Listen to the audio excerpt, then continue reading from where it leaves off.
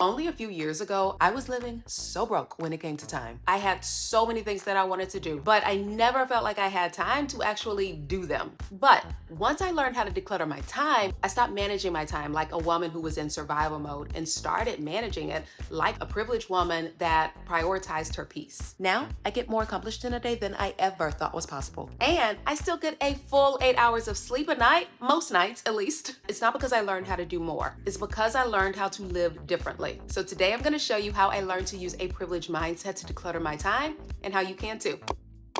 Time clutter is just as real as physical clutter. And when your time is cluttered, your peace is as well. Everything changed for me when I realized that time clutter was not just about overscheduling. It was about all of the things that I was allowing to take up my energy and my attention. And so I stopped managing my time like a woman who was in survival mode and started managing it like a privileged woman that prioritized her peace. Something that I often talk about on this channel. If you've been here, you already know, but I talk about this idea of moving from survival mode to a privileged mindset. Survival mode keeps you busy, whereas privilege helps you to move strategically. With a privileged mindset, you don't just manage time, you curate it. You decide what gets your energy, what gets delayed, and what doesn't make the cut at all. When you have a privileged mindset, you stop feeling guilty for saying no because you realize that every yes costs you something, whether it is your peace, your energy, or your focus, and you begin to start treating time like money with intention. You move with trust, not urgency. You learn to trust that as you are doing your part, then what is meant for you, you're not gonna miss it. Now, if you're just sitting around being lazy, doing nothing at all, it's probably gonna miss you. But if you are actually pouring into yourself, investing into yourself, doing your part, you don't have to chase. You start to understand that slowing down does not equate falling behind. You don't earn rest, you schedule it. You rest because you know that rest keeps you clear and creative and effective. Effective for yourself, the people around you, and all of the things that need to get accomplished. Rest then becomes part of your productivity, not a reward for it. You see your time as a reflection of alignment. When something constantly drains or overwhelms you, you don't just constantly push harder through it, you declutter it. You understand that alignment will take you further than hustle ever could. And the thing about a privileged mindset, I say it every single video, and every single video, people get it wrong. It is not about what you have, what you don't have, what you are born into, what your race is. It's not about any of that. It is about you making a decision that you are worth it and showing up for yourself as a reflection of that mindset. So, if you are ready to step into a privileged mindset, let's talk about how I use that to declutter my time and level up my whole life. One, I decluttered the busy woman identity. For the longest time, I wore busy like a badge of honor. If my schedule was packed, it meant that your girl was doing something right. But the truth is, busyness does not equal purpose, it equals exhaustion.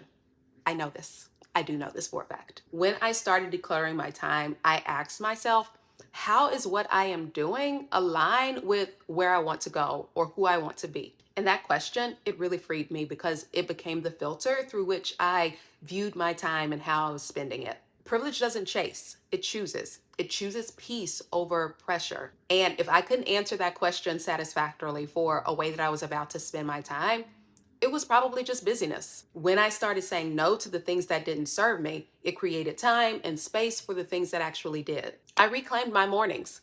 I don't know if this is number one or number two because they rank really at the same level, but morning time became my time. What you have to understand is that I am not a natural morning person, and I was used to starting out my days in just this full get up and go mode. But that also meant I started out the day busy with no time to ease into it. And I recognized that I would be stressed out all day long because it was how I started out my morning. Now, the benefit of getting up and starting out slowly so much more outweighs the cost of sleeping in. Sleeping in is good. I do like a snooze alarm, but yeah, I can't do that. Actually, I can do it. I plan it, and my husband absolutely hates it because he's the one who gets up immediately as the alarm goes off. So we have this compromise where I can snooze like 2 times. And that way, if he still needs to sleep, then he can do that. Anyway, what I do now is that I wake up early so that I have time to pray, spend time with God, drink my coffee, and really just have this nice, slow ease into the day so that it doesn't start off on 10. I get to set my tone for the day before the world sets it for me. I fully embrace the idea of leading with a soft life, living a soft life, even if I have a lot of things on my plate.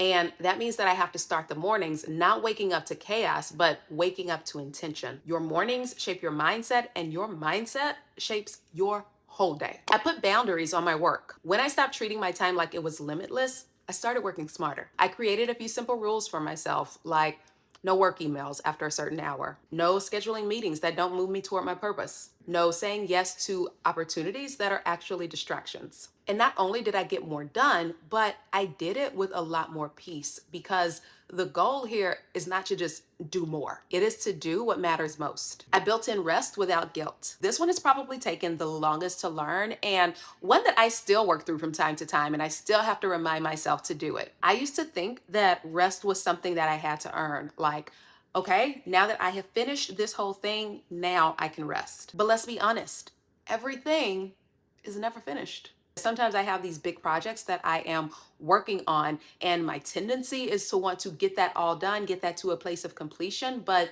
then I just wear myself out doing it, and I'm not as creative with that and doing it as effectively as I would be doing it if I got rest. And so I rest because I know that I am more effective when I am recharged. I take a walk. I go to bed earlier. I let myself have quiet evenings without guilt attached. And I say that I'm still growing in this particular one because my husband has to be like my angel on my shoulder, telling me to go get some sleep, telling me to go for a walk, telling me to drink some water, telling me to eat, because I will get so caught up in a thing that I won't do it. And so when you watch this video, thanks, babe, for being my rest buddy.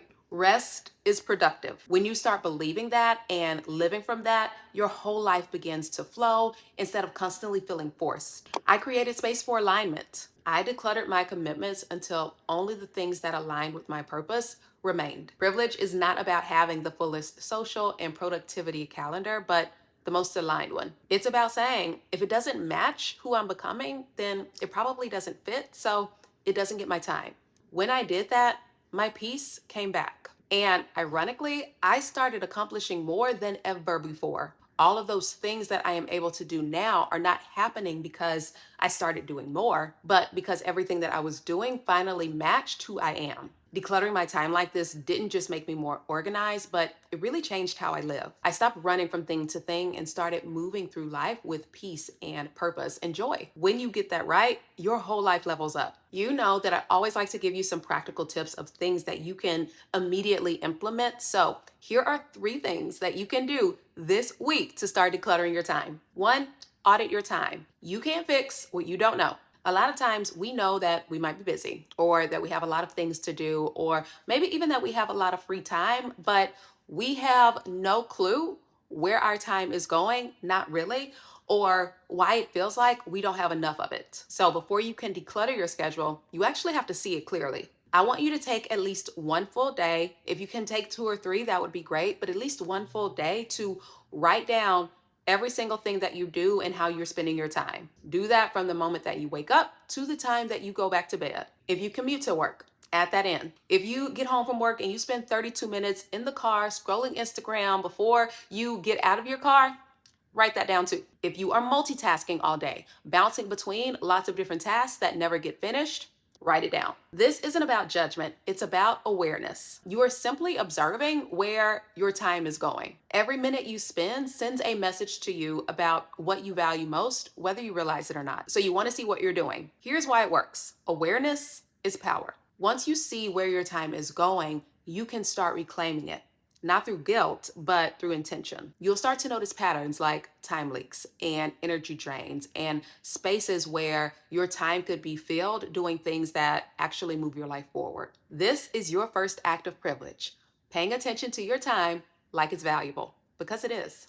2, create your master to-do list. Once you have audited your time and you can see where it's going, the next thing is to get everything that is living in your head onto paper. Mental clutter is just as draining as physical clutter. And when you're trying to keep it all straight in your mind, it is easy to feel scattered and to feel behind. One popular method that I know a lot of people use is the big 3 or the top 3. For me, I find that a whole lot more stressful because I know I have way more than 3 things that I need to get accomplished. And trying to limit it to that makes me still feel very out of sorts and very disorganized, and like all of these other things are not going to get done. But what I have found that works the best is getting it all out. Every task, every commitment, every thought that is taking up space in your mind, write it down. And then after you write it down, I want you to categorize it. What are the things that take between 5 and 10 minutes? What takes between 30 minutes to an hour? And what takes longer? Seeing the time next to each task helps to stop procrastinating, because we realize that we sometimes build these things really big up in our head that it's going to take all day, and it's really not. Why does this work? This process gives structure to your mental clutter. Instead of feeling like you have 100 things to do and no idea where to start, you can visually see what's quick, what is focused, what is going to deserve some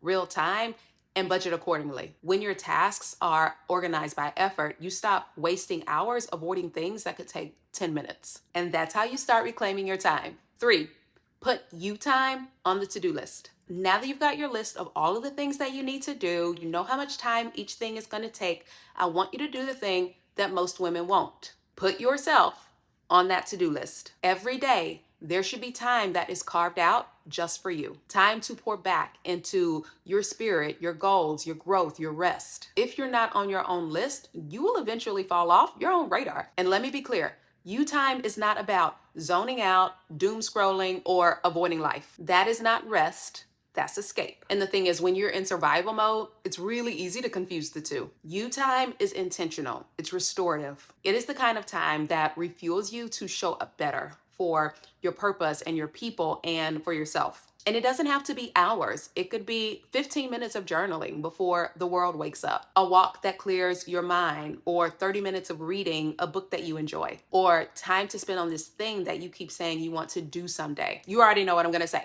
Make today someday. Why does this work? When you start scheduling yourself like you matter, your whole life genuinely just recalibrates. Your confidence builds, your energy increases. You start to show up differently, not from burnout, but from overflow. You realize that you have time to pour into you. It is not healthy to always wait until you're exhausted to rest, or until everything is falling apart before you focus on yourself, because you will just constantly end up staying depleted. You have to strategically build yourself into the plan so that you have this well of peace and energy to draw from. That's what a privileged mindset looks like. It's knowing that rest and alignment and joy are not rewards that you earn, but the resources that you protect. When your cup is full, you make better decisions. You move slower, but with power. You stop living life putting out fire after fire. And that's the version of you that I want walking into this next season. Not the one running on empty, but the one who is flowing from fullness. So those are the 3 things that I want you to do this week. If this message is resonating and you're realizing that it's not just your space that needs decluttering, then you are going to love my Declutter Your Life happy hour that is happening at the end of October, which is this month if you are watching it in October. It is 3 days of going deeper into what it really means to declutter your space, declutter your time, your energy, your schedule, your spirit, all of the above, so that you can step into the next season free, focused, and aligned. It is a lot of fun, and we have a lot of eye-opening moments. Plus, you will walk away with a personalized plan for clarity and momentum to actually keep you going. Registration is open now, so go ahead and make sure to check the link out in the description and jump on it. All right, so here is what I want you to take away from this. Decluttering your time isn't just about productivity. It's about peace. So this week, start small. Audit your time, make your master to-do list, and put yourself on that list. Give yourself permission to take up space on your own calendar. We are officially in the last quarter, the last 90 days of the year. And the women who level up their lives, who actually step into the peace and abundance that they've been praying for, they don't wait until January. They start now. All right, I guess I'll stop preaching at you for now. If you enjoyed this video, go ahead and give it a like and share it with someone who needs it. Also, if you're not subscribed, what are you doing? I'm gonna need you to jump on that. Alrighty, my friends, I love you so much. Thank you for sticking with me to the end, and I will see you in my next. Mwah. Bye for now.